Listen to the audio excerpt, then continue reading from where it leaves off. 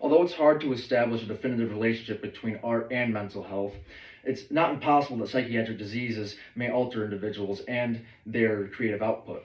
Artists such as Francisco Goya, Louis Wayne, and Syd Barrett all had mental health issues at some point in their life, and their work expresses their struggle and psychiatric state in a unique way.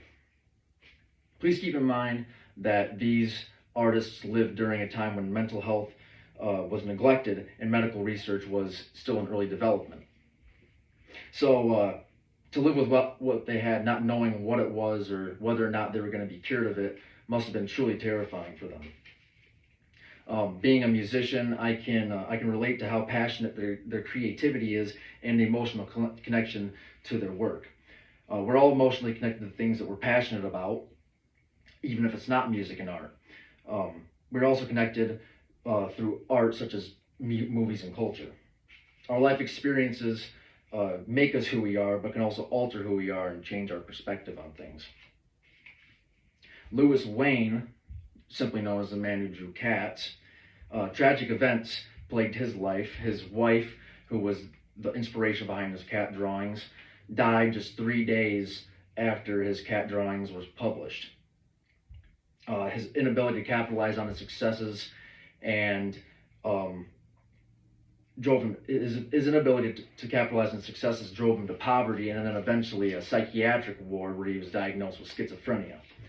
And according to WebMD, schizophrenia, people may hear voices and see things that aren't real. This affected his drawings in a psychedelic way, turning his world-famous cat drawings into what we now know as his kaleidoscope cats. Schizophrenia also played a role in the downfall of this rock icon's mental and personal destruction. Syd Barrett, who was the composer and lead guitarist of Pink Floyd, the vanguard of the psychedelic rock movement of the 60s, his use of LSD and other psychedelic drugs caused serious turmoil in the band, since he was the one that was coming up with all the catchy lyrics and stuff that was making them a popular band. His biography states that his help of drugs, he was producing song lyrics that were seemingly pulled out of the unknown realms of the cosmos. His embarrassing onstage antics led him to being replaced by lead guitarist and lead singer David Gilmour. And Syd would live out the rest of his life in complete loneliness, disconnected from society, until he died at the age of 60. Withdrawing yourself from society or from the world can play a huge role in your mental health. According to Key Health, social interaction is one of the top key health factors.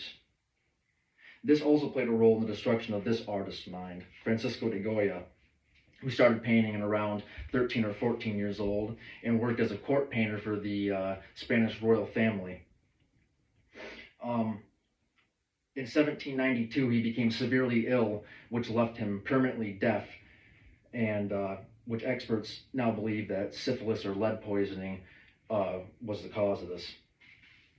Goya would move into a farmhouse he converted into an art studio so he could be away from everybody and away from the public, and began directly painting onto his wallpaper a series of 14 oil paintings that art historians call the most dramatic change in art style they had ever seen.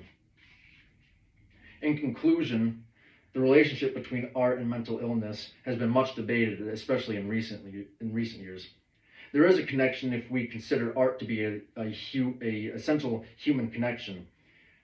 Artistic creativity is not a reaction to mental sickness, but more of an outlet or a release valve.